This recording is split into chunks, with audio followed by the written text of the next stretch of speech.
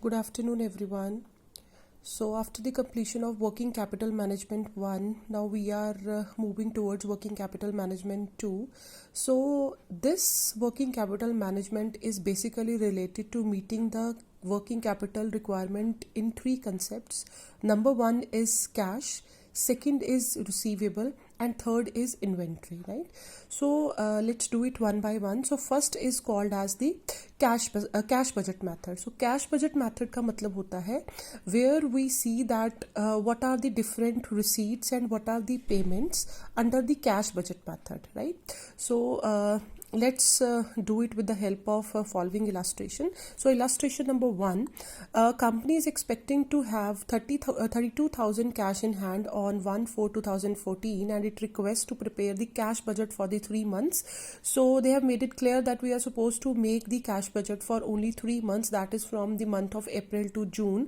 The following information is being given. So we have given all the data for from the month of February to the month of June, whereas we are supposed to make only for 3 months, that is April, May and June.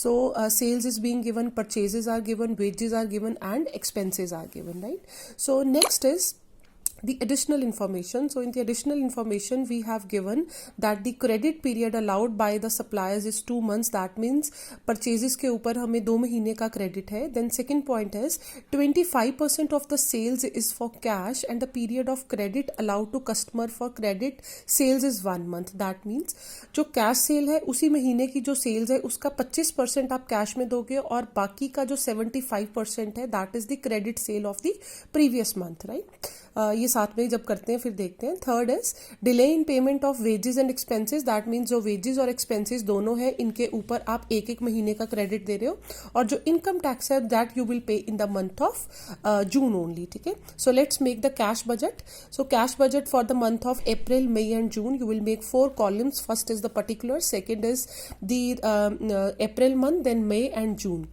सो सबसे पहले आपको जो opening cash given है that is 32,000. So उस 32,000 को you will put as the opening cash balance in hand, that is 32,000. ठीक है. उसके बाद में हमें क्या गिवन है, सेल्स. सो सेल्स में हम ये कह रहे हैं कि 25% तो आपकी सेल्स जो है वो कैश में है और बाकी की जो 75% है उसमें आप एक महीने का क्रेडिट दे रहे हो.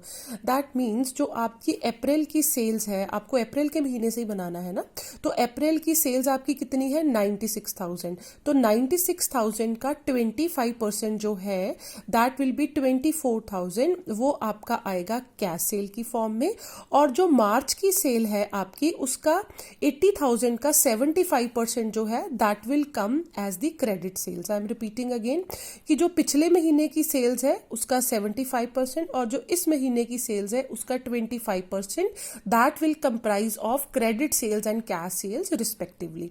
सिमिलरली मई के महीने में आप क्या करोगे, मई के महीने में 1 लाख का करोगे आप कितना, 25%, और 96,000 का क्या करोगे, 75%. ठीक है. सो दिस में you will do in the month of June as well, कि जून के महीने में 1,20,000 का 25% और 1 लाख का आप क्या करोगे, 75%, दैट इज 75,000.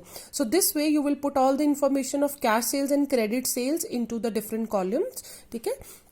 तो पहले हमारा अप्रैल के महीने की 3 अमाउंट्स कंप्लीट होती है, 32,000, 24,000 एंड 60,000.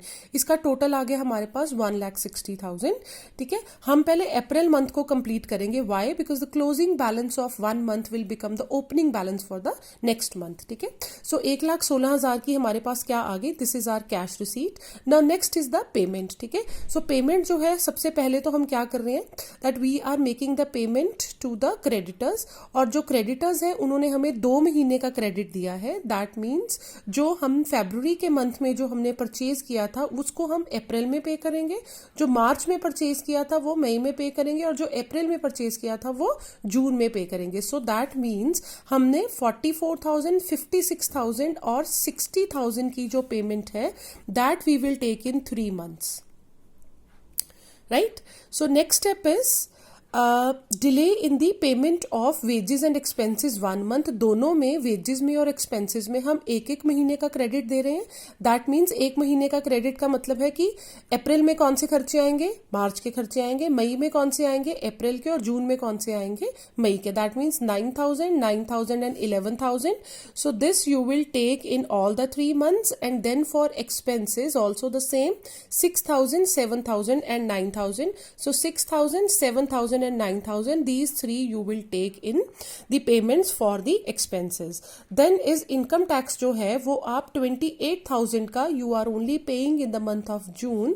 So यहाँ पर आपका अप्रैल और मई में कुछ नहीं आएगा, 28,000 will come here. Now let's complete the cash budget. So जब आपने total receipt 1,16,000 में से 59,000 को माइनस कर दिया तो 57,000 आपका क्लोजिंग बैलेंस आ गया अप्रैल के महीने का. That means you are having excess of cash in the month of April.